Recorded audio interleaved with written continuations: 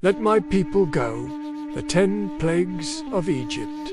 When Pharaoh refused to let the Israelites go, God sent 10 plagues upon the Egyptians. Here are the top 5. Number 5, frogs. God turned the waters of Egypt into blood, and after that, every creature in the river, like frogs and fish, died.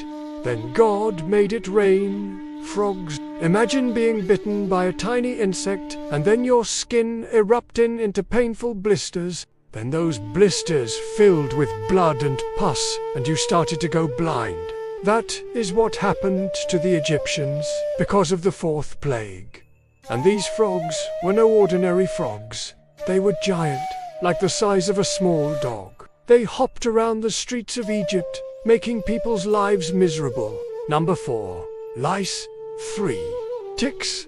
The 3rd plague was even more disgusting. You see, after the death of all the frogs, God made the ticks crawl out of the river and onto the land, and these ticks were huge, like the size of a baby's hand, because it was the beginning of the end for the Egyptians. God turned all the water in Egypt into blood. He did this because he wanted to teach the Egyptians a lesson about worshipping false gods. He showed them that he, Yahweh, is the one true God. And that's why the blood had to be everywhere, in the rivers, in the lakes, in the seas, even in the air. The Egyptians couldn't escape it. They were surrounded by blood, and it reminded them of their sins every day. They attached themselves to people and animals and drank their blood.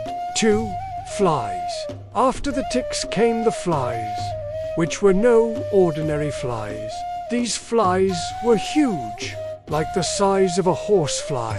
They stung people and animals, and their bites were so painful that many people died, and the 1st plague was the worst of them all.